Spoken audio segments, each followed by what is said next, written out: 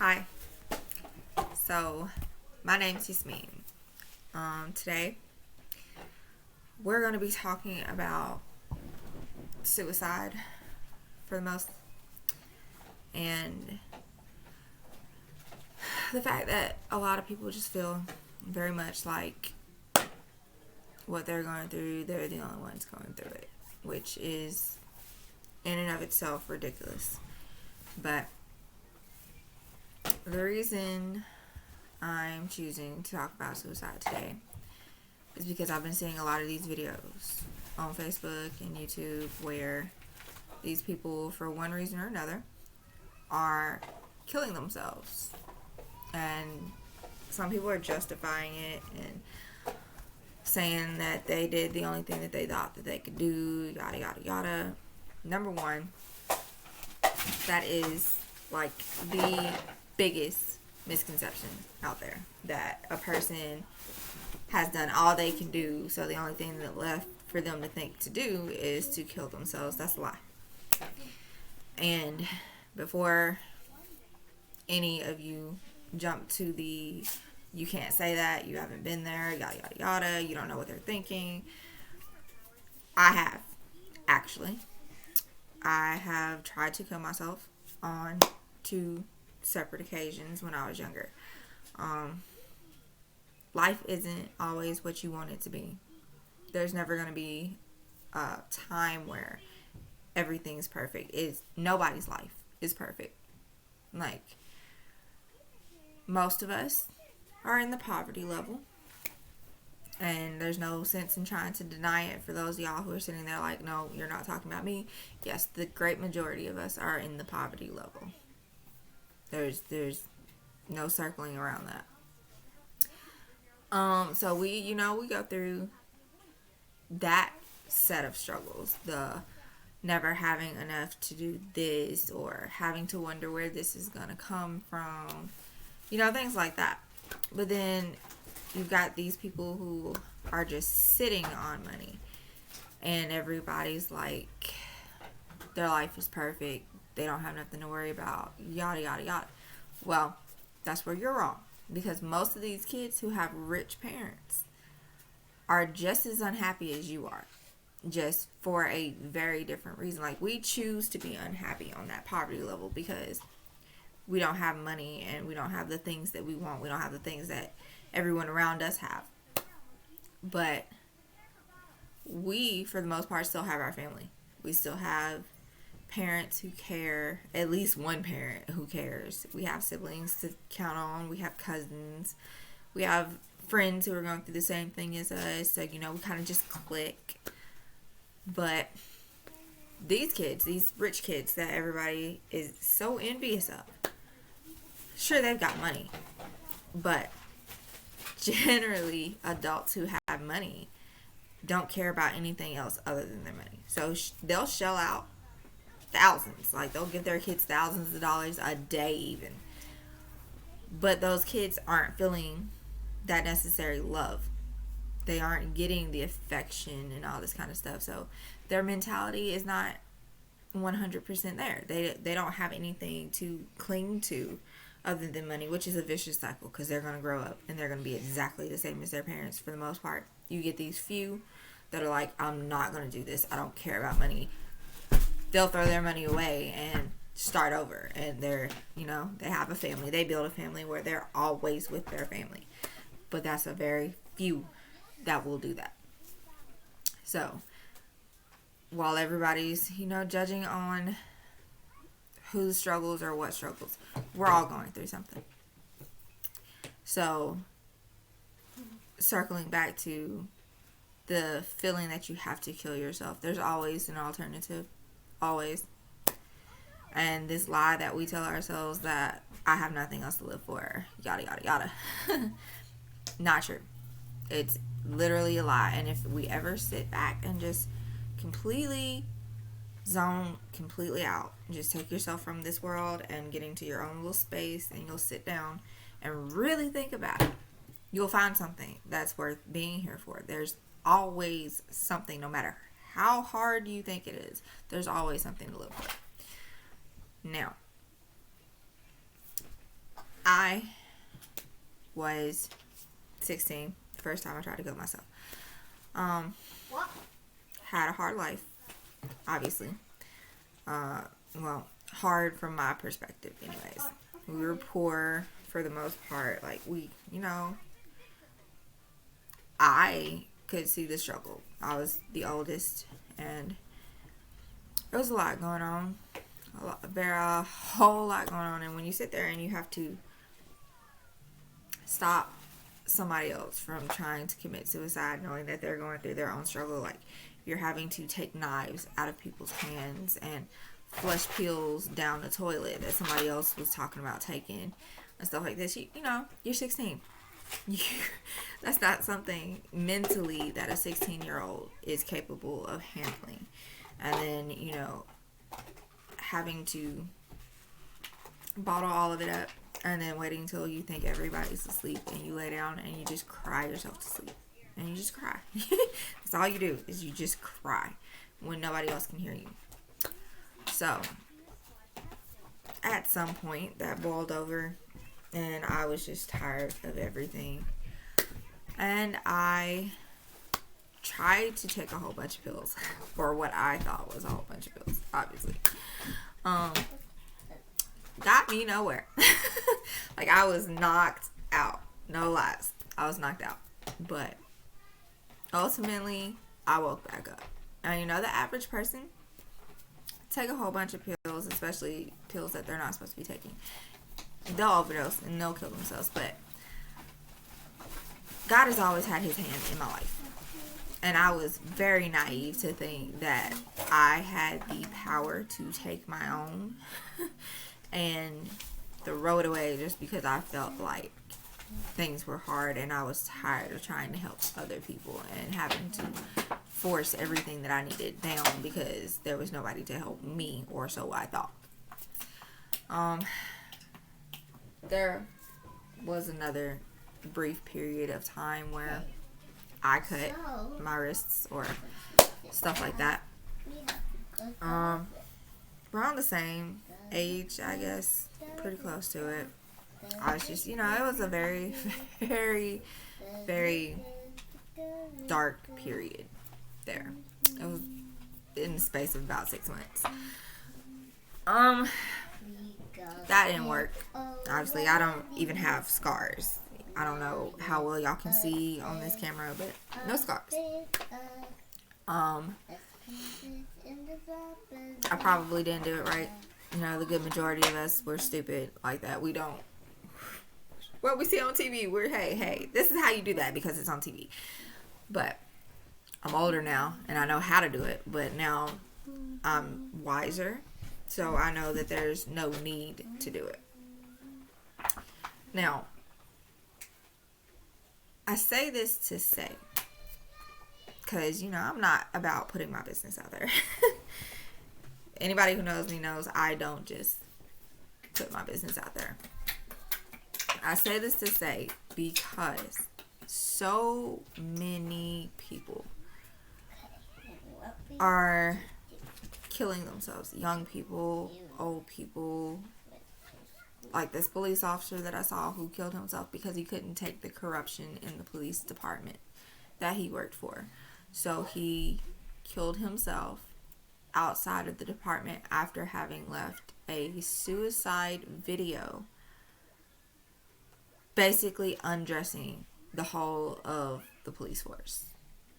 His video was on point. Everything he said, complete fact. But ultimately, this man ended his own life outside the police force because he felt that he had nothing else to do. That was his job. That was the only way he could get his message across. That was a lie. It wasn't the only way. There were plenty of other ways. He just needed to find the right people to reach out to. Like, if you're constantly telling the same people over and over and over and over and nobody's listening, then you branch out. You reach out to people. Reach out to somebody you don't know, somebody you've never seen before. We have Facebook. Get on Facebook and type in another state. And you go on there and you type in what you want to look for, and you find people in that list. And you start talking to them. Okay? It's really that simple. I know a lot of people don't like the idea of talking to people that they don't know, because you can't trust that people are going to keep your stuff confident. That's really rare in today's day and age, because a lot of people they don't understand that privacy thing. But in a case where it's you against the world, or you reaching out to people in the world, always reach out, because there's no reason to end your own life just because life is hard or unfair, or life is never gonna be fair. It's not. If you think that, you need to wake up right now. I don't want to see anybody else on my timeline that has killed themselves, or these little idiots that are out here killing other people for vendettas or petty grudges, or because they looked at them wrong. I'm not going to justify them killing somebody else because you killed somebody else.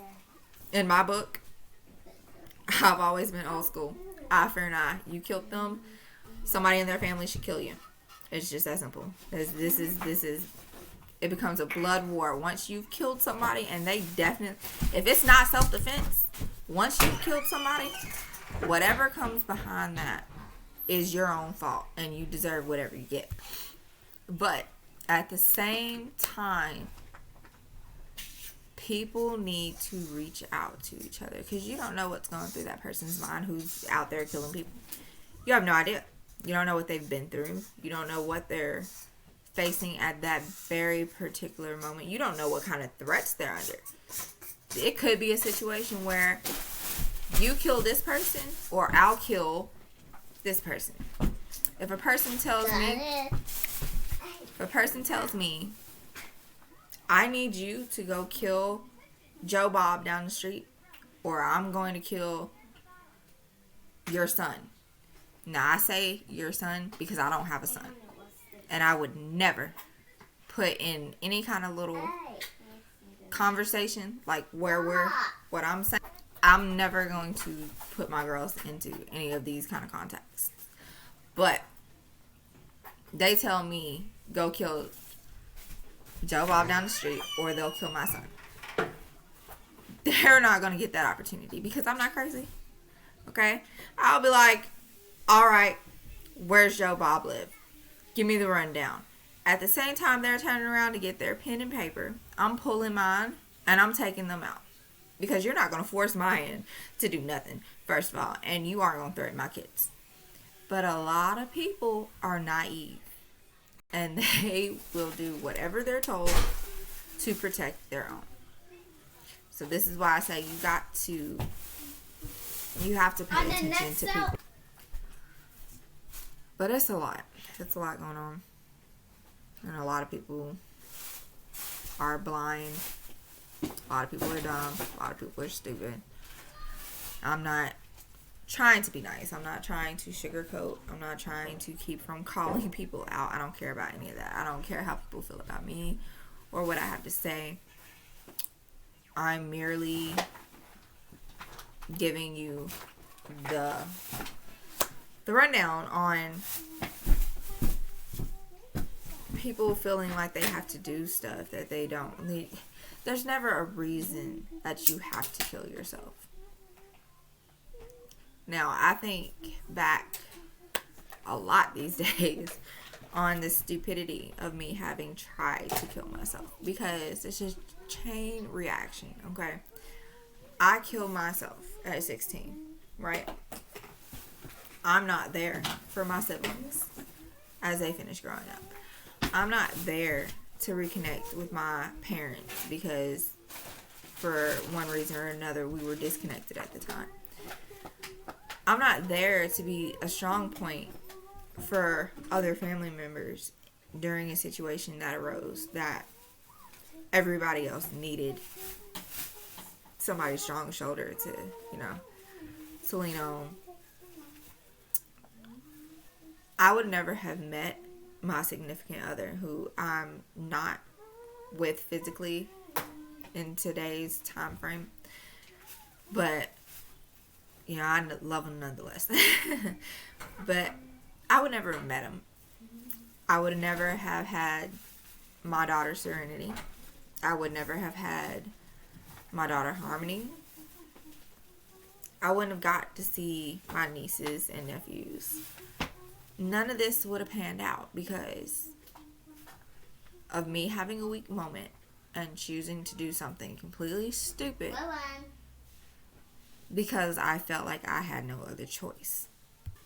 There's always an after effect to what we do. So if you're sitting there and you're thinking about killing yourself, reach out to somebody. Anybody. I don't care if you just call 911. Call 911. They have people trained for situations like that. They will sit on the phone with you. They will talk you through it. They will listen to your... Hell, if you just want to rant and scream and holler, they will sit there. And they get paid to do it. Okay? So you don't have to feel bad about taking up somebody's time. They get paid to sit on that phone with you. If you are feeling suicidal, that is a legitimate emergency. You have every right to dial 911, and whoever is on that phone will have to sit there as you go through the motions. Okay? Because at the end of the day, their job is to save lives. And a person being suicidal is still a person to be saved. Period. There's no ifs, ands, or buts. If you don't want to call 911, call a church. Call a prayer line. Get on Facebook if you have to and look up whoever. Go through the profiles. If you see somebody and in your heart you feel like that person's going to listen, then you message that person. Just start messaging anybody and everybody. Because I guarantee you, at some point, you're going to message somebody who sees your message, feels the sincerity in your message, and reaches back out to you.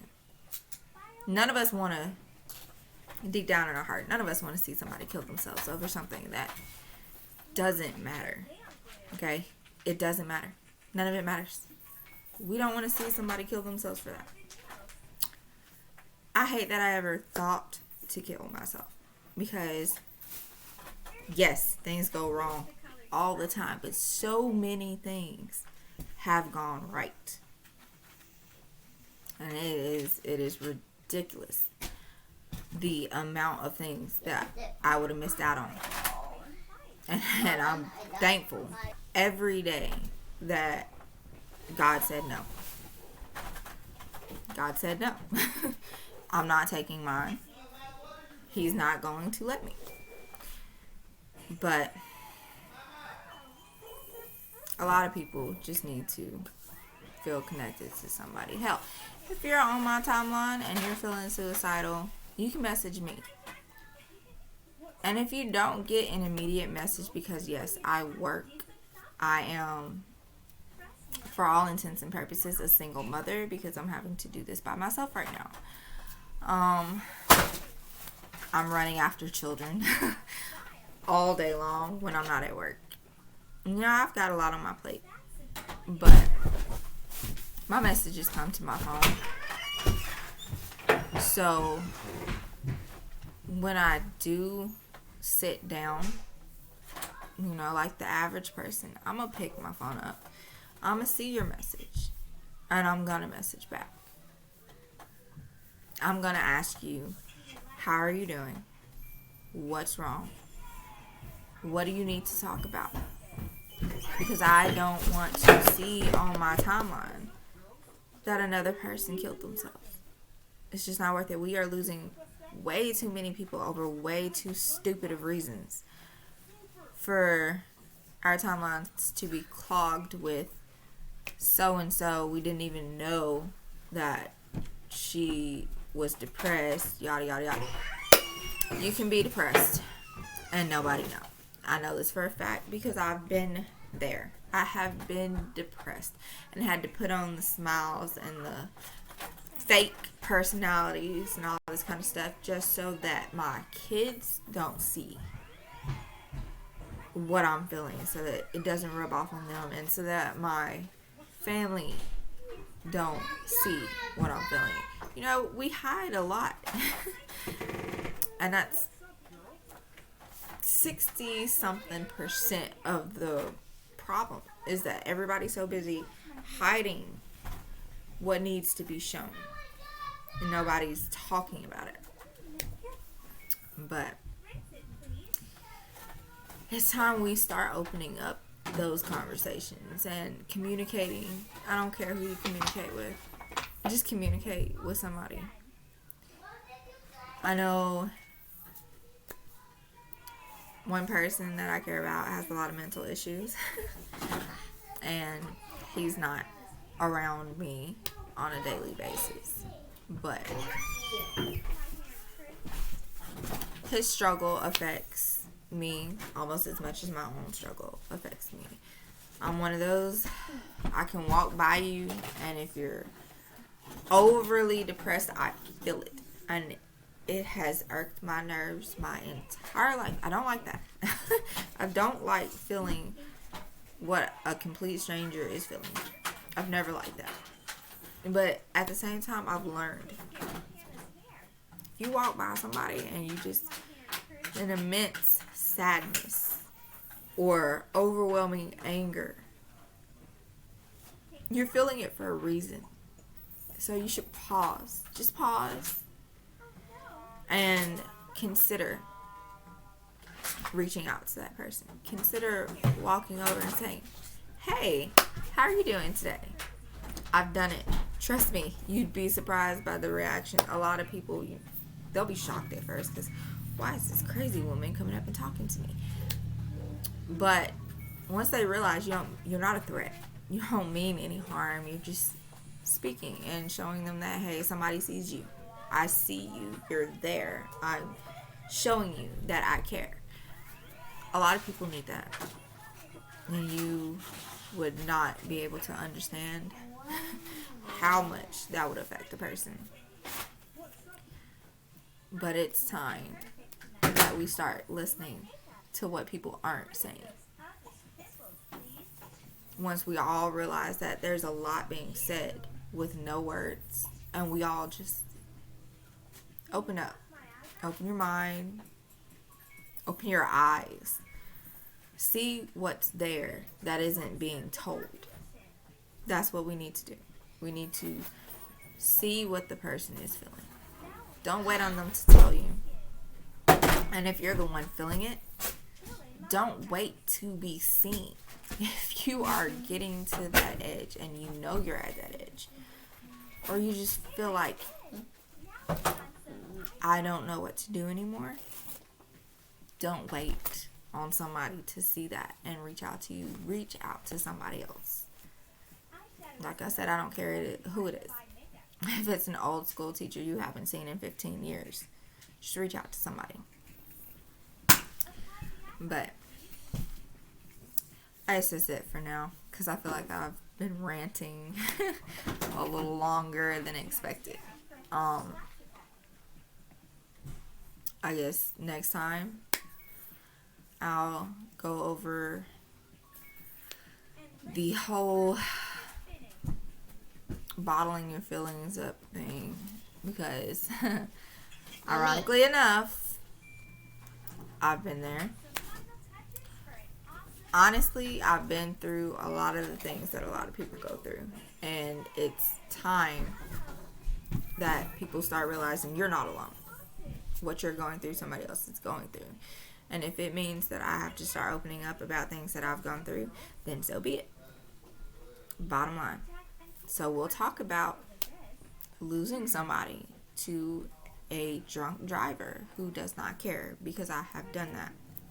And during that situation, I had to be the one that didn't cry in front of everybody. The one who held the people while they cried. The one who cried into her pillow at night thinking nobody knew. So yeah, we'll talk about losing a family member to drunk driving next time. But for now, I love y'all, and if you feel like nobody else cares, just know that I do. And I will always be there to message on Messenger anybody and everybody who needs to talk about what they're feeling to keep from doing something stupid. So, good night, y'all. And happy Mother's Day to all of you who got these little heathens running around.